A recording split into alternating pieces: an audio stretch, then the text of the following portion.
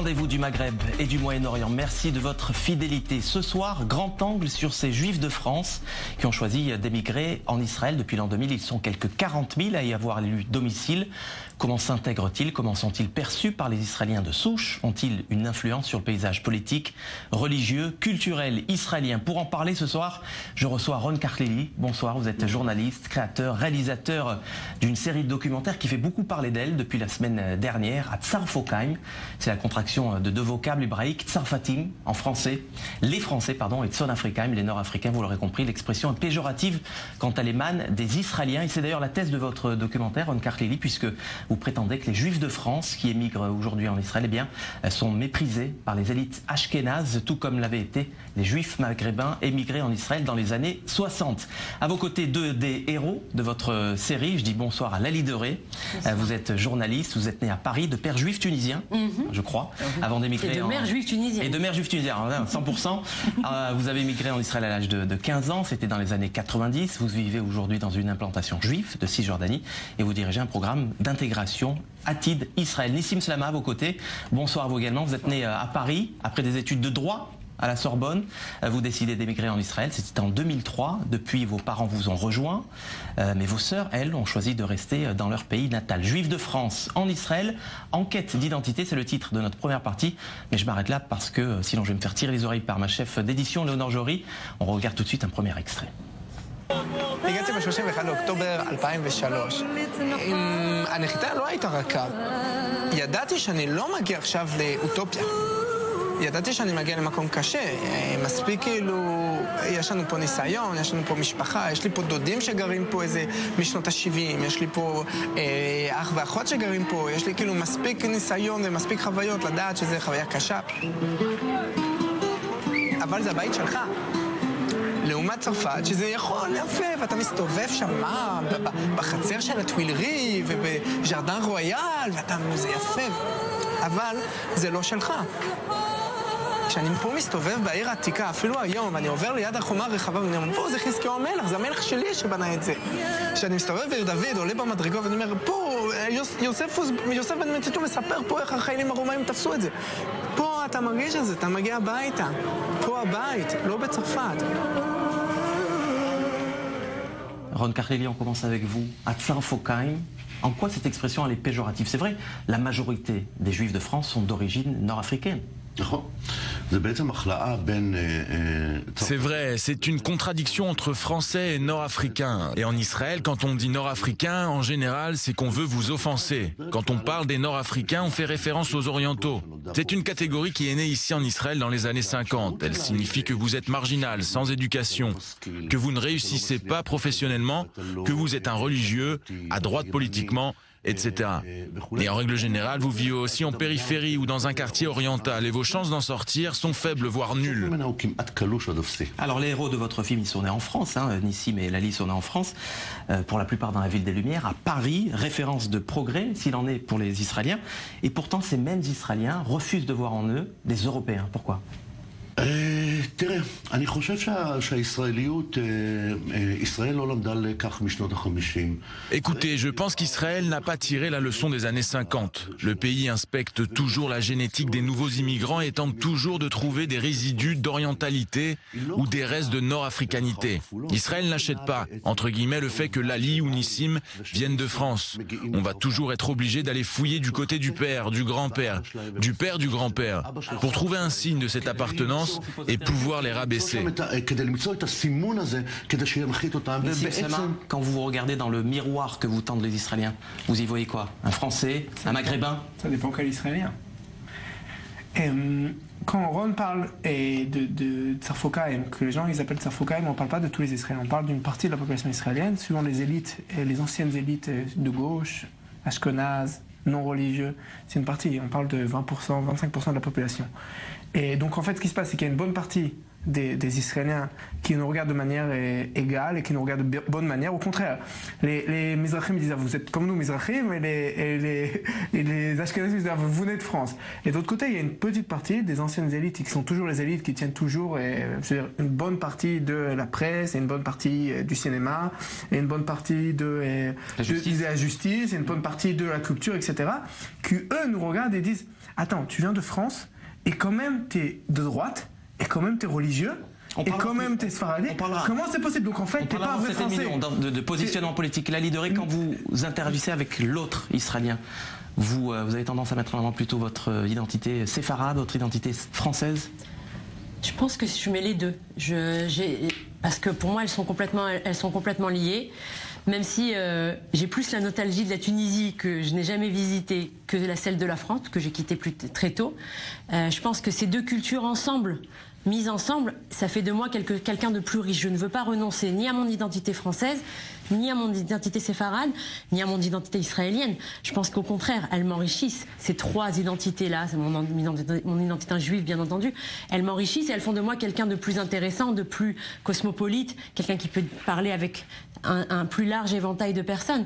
Donc le regard que me porte l'Israélien, il a raison ici, mais moi j'ai le sentiment, et une étude du professeur Shmuel Trigano a tendance à confirmer, que plus on est ashkénaze, on vit dans les alentours de Tel Aviv, on se considère plus israélien que juif par exemple, et plus on considère l'Aliyah de France comme on dit en Israël, un off mouzar, un drôle d'oiseau. Qui êtes-vous? On ne comprend pas. Faire vite, il y a deux identités, l'identité objective, l'identité subjective. Est-ce que vous n'avez pas l'impression que les Français ne sont pas perçus comme des Tsafokaim, comme des Français d'origine nord-africaine? Parce qu'ils se définissent, et vous le dites très bien, vous n'avez jamais mis les pieds en Tunisie, mais vous avez cette entité tunisienne. Est-ce que vous n'avez pas l'impression que les Français surjouent leur maghrébinité, leur arabité, la surdimensionnent par rapport à d'autres identités, comme l'identité française, l'identité juive, l'identité politique, par exemple? On rit avec Gad Elmaleh, son personnage marocain, on rit avec Michel Boujna, ses personnages tunisiens, on rit avec La Vérité si je mens et Le Sentier. En fait, c'est pas tellement qu'on la surjoue, c'est juste qu'on n'a pas honte d'elle. Et on ne la surjoue pas, je veux dire, je parle pas en arabe, j'ai quelques expressions, mais c'est tout, mais j'ai pas du tout honte de ma culture arabe, maghrébine, juive, tunisienne. Alors dans mon cas, ça peut être marocain. Et ce qui se passe, c'est que pour les Israéliens, c'est vraiment, vraiment bizarre. Comment tu n'as pas honte? Mais tu dis Yesh Binti à ta fille, c'est pas possible, mais tu peux pas dire Yesh Binti devant tout le monde, ça se fait pas. Et c'est ça le problème. Mais encore une fois, on parle d'une minorité en Israël qui tient et qui est pas capable de comprendre. Par contre, si j'arrive et que je me sens, même si je suis sfarade, mais que d'un côté, j'accepte tous les dictats de cette certaine élite, que d'un coup, j'arrive et que je parle pas en arabe et que je cache mon identité tunisienne et que je deviens de gauche et que j'enlève ma kippa. Bon, j'ai pas de kippa, mais je suis religieux quand même. Alors là, on me dit ah ok, donc la France t'a changé un peu grâce à Dieu. Enfin, ils vont pas dire grâce à Dieu, mais Ron, Lali et Nissim ne sont pas nés au Maghreb. Ils sont nés en France. Ils ne parlent pas l'arabe. Ils parlent le franc-breu, autre contraction du français et de l'hébreu. Pourquoi les Israéliens continuent, selon vous, à voir en eux des Français ou des Marocains, des Nord-Africains déguisés en Français? תראה, זה שוב, אני חוזר עוד פעם למה שאמרתי מקודם. ישראל... Encore une fois, je vais redire ce que j'ai dit avant. Israël désigne l'arabe et l'arabité comme l'ennemi. Pour cette raison, le pays inspecte et cherche l'arabité au sein de sa population. Et dès l'instant où l'on trouve cette arabité chez les nouveaux arrivants, le message qui leur est délivré est « Faites ce qu'ont fait les séfarades dans les années 50. Effacez votre arabité, vous n'êtes pas des arabes. » Pour être juif, il faut en somme être européen. Et européen, ça n'est pas français. Européen, ça n'est pas arabe. Européen, c'est anglais. Européen, c'est allemand. Européen, c'est blanc et chrétien. Et nous faisons une distinction entre ces deux choses. Ça, c'est l'Europe d'en haut, et ça, c'est l'Europe d'en bas. Choisis ce que tu veux être. Et comment vous dire ça quand il y a une Netta El Kayam qui chante en arabe, quand il y a Yemen Blues qui chante en yéménite, quand on voit bien qu'aujourd'hui Israël est passé d'un pays de creuset de fusion, où on rentrait polonais, français, tunisien, algérien, on en sortait israélien. Aujourd'hui, on est plus dans un modèle de mosaïque des cultures. Oui, mais tous les artistes que vous avez évoqués sont des artistes dont l'activité s'épanouit en dehors du giron israélien. Les institutions israéliennes ne les soutiennent pas. Il s'agit de cas isolés, plutôt marginaux, qui essaient de gagner leur place au centre. Mais jamais ils ne seront considérés comme des chanteurs nationaux en Israël. Les chanteurs nationaux d'Israël sont ceux, par exemple, qui nous représentent à l'Eurovision ou des choses comme ça. Ils sont complètement différents. Ils ne sont pas des Neta El Kayam ou des Yemen Blues. Alors de quelle manière les migrants juifs de France sont-ils perçus par leurs nouveaux compatriotes? Vous avez votre idée, mais c'est ce qu'a cherché à comprendre un sociologue, Shmuel Trigano, vous en parliez tout à l'heure, Lali. Il est lui-même fraîchement immigré en Israël. Magnéto Léo.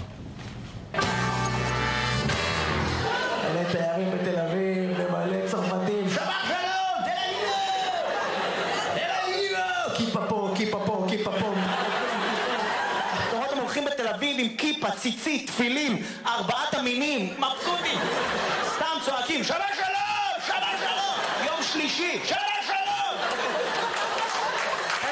אנחנו הזמנו סקר דעת קהל לאומי על התדמית של העולים מצרפת בעיני הישראלים הוותיקים. התוצאה היא חצי אפשר להגיד. למשל, יש תמונה מאוד חזקה שמופיעה, למשל 22% חושבים שהעולים מצרפת הם ברברים, צעקנים וחוצפנים. יש להם גם כן תדמית מאוד קבועה, זאת אומרת שהם נראים כמו דתיים, צרפתים, ציונים, ימניים, לאומנים, מזרחים, עשירים. Ron Cartelli, bruyant, culotté, religieux, de droite, tout ça, tous ces superlatifs pour vous, ils se résument en un seul mot. Juif oriental. Écoutez, c'est très étrange. Quand on dit qu'arrivent ici 40 000 juifs français, on se dit que la crème de l'humanité arrive ici. Arrive ici la crème de l'Europe. Voici la culture européenne que nous tenons en adoration. La voici qui vient à nous. Et au lieu de ça, nous avons cette suite d'adjectifs que le professeur Shmuel Trigano cite au nom des Israéliens de la vieille garde. On ne peut que se demander que s'est-il passé. Pourquoi Israël n'adore pas ces nouveaux immigrants venus de France? Pourquoi reproduit-on le même schéma que celui des années 50? Parce que c'est ce qu'elle voit sur la plage de Tel Aviv. C'est pas ce qu'elle voit ailleurs. Il faut faire une distinction entre ce qui se passe à Tel Aviv et dans le reste du pays. Ils ne représentent pas tous les immigrants. C'est vrai que pour ma part, je suis tel-avivien et j'ai surtout affaire aux immigrants qui sont à Tel Aviv. Mais ceux-là ne sont pas comme Lali ou Nissim. Les immigrants de Tel Aviv sont plus riches, ont un niveau d'études plus élevé, il me semble. Et ils sont plus riches. Tous les nouveaux immigrants ne se situent pas au même niveau de l'échelle socio-économique que ceux de Tel Aviv. J'ai raison ou pas? Ma sœur vit à Neve Tzedek et je vois constamment son environnement. Ils sont très différents. Ils ne portent pas de kippa. La synagogue tient une place beaucoup moins centrale, même si elle reste importante, mais beaucoup moins importante. Ils sont beaucoup moins à droite que Lali et Nissim, par exemple. Et ils se sont regroupés dans une sorte de ghetto fait d'argent, de réussite et de luxe. Nissim Slama, Israël c'est une terre d'immigrés. À chaque vague d'immigration, son lot de stéréotypes. Les Russes, les femmes notamment, en ont pris pour leur grade, mais je pense aussi aux Éthiopiens ou aux autres, aux Iraniens, traités ou en tout cas jugés comme avares, supposément avares. Pourquoi est-ce que les migrants français, juifs migrants français, échapperaient à la règle? Les Marocains. Parce qu'ils sont marocains, voilà tout. Ils sont marocains, ils sont simplement marocains. Pour deux principales raisons. Le fait est que ça s'est mal passé jusqu'à maintenant à chaque vague, ça ne veut pas dire qu'on doit refaire les mêmes erreurs. Okay, et c'est pas parce qu'à chaque fois ceux qui étaient là se sont mal comportés par rapport à ceux qui arrivent qu'aujourd'hui aussi doivent faire la même chose. Mais est-ce que c'est pas moins grave d'être jugé comme un immigrant exubérant plutôt que comme une prostituée, une femme prostituée quand on est russe par exemple? Je peux t'arrêter un instant? Vous savez comment s'appellent ces deux personnes? Elle s'appelle Derey et lui s'appelle Slama. S'ils étaient nés ici, s'ils vivaient ici depuis longtemps, ils ne se seraient pas appelés Derey ou Slama, mais Abitboul ou un nom du genre, et ils se seraient trouvé un nom israélien. israélien. Traîner ici un nom oriental, marocain, algérien, tunisien, c'est une pierre à porter. C'est une bataille contre l'israélienneté, une guerre à mener contre l'israélienneté. Mais eux ne comprennent pas ça. D'accord,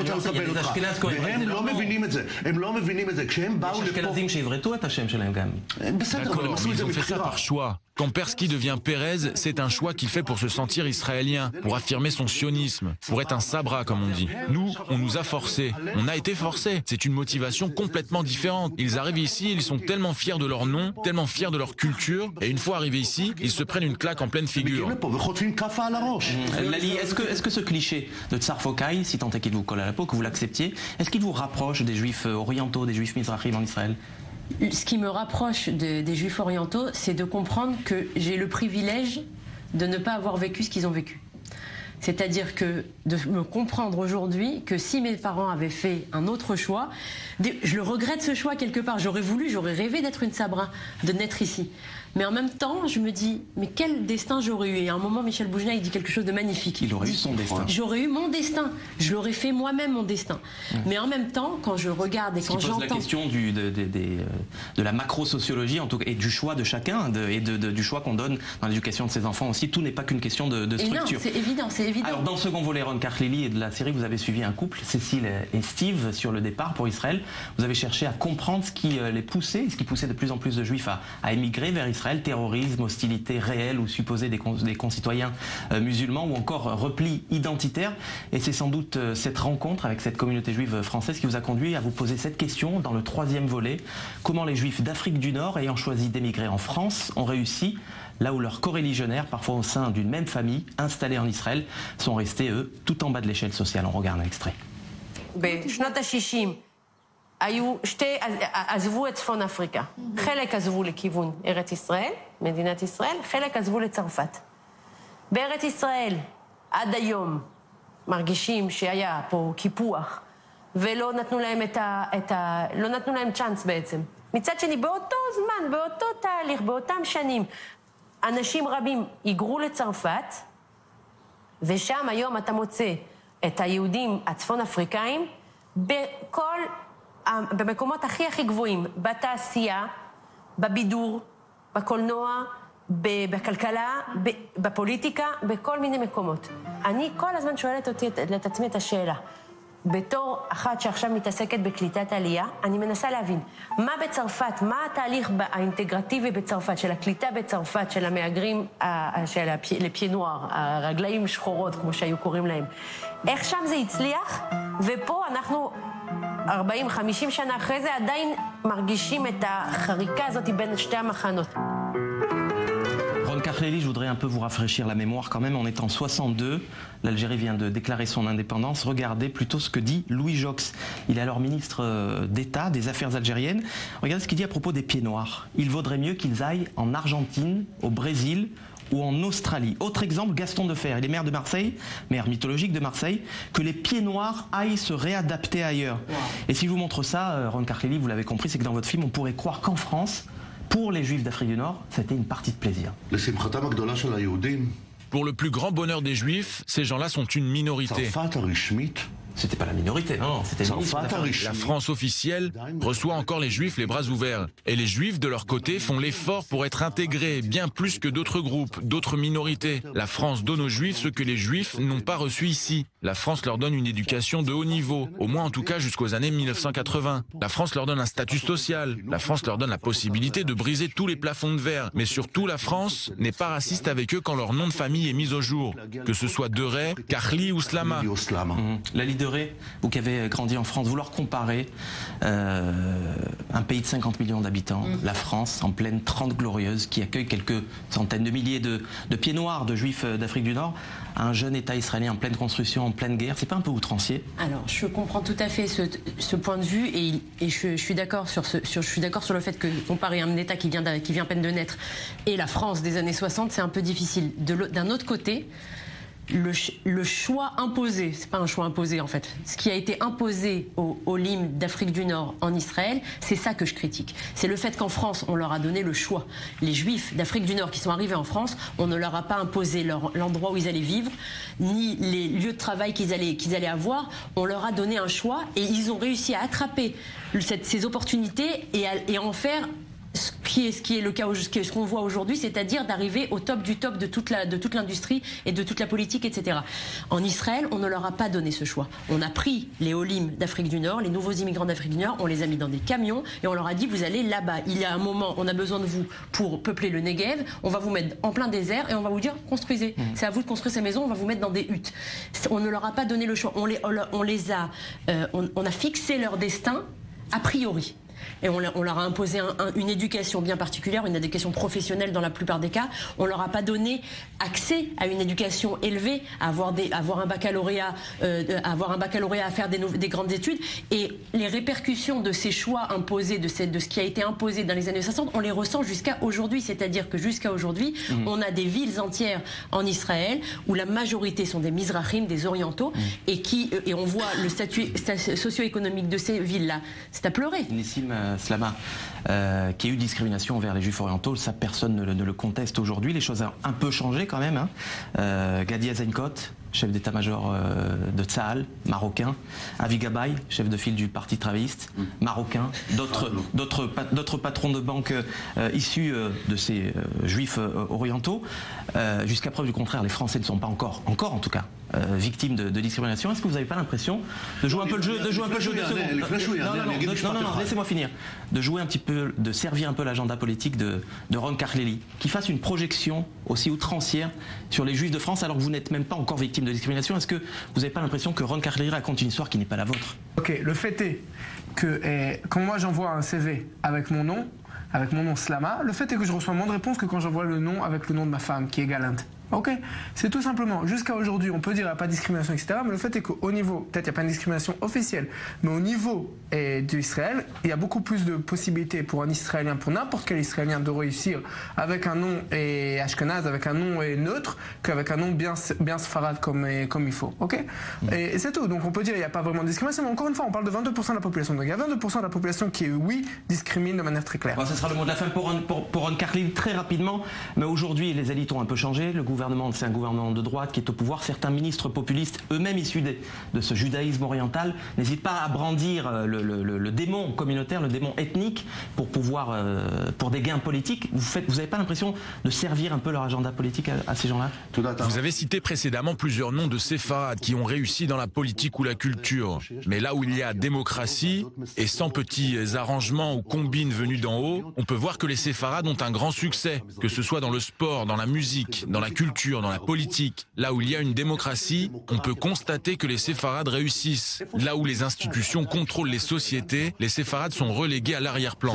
Nissim Slama, Lali Deré, Ron Carlelli, merci à tous les trois d'être passés nous voir. Ne bougez pas, on se retrouve juste après la pause. On va parler de la série Phénomène Fauda avec l'héroïne de la saison 2, Lina Mansour.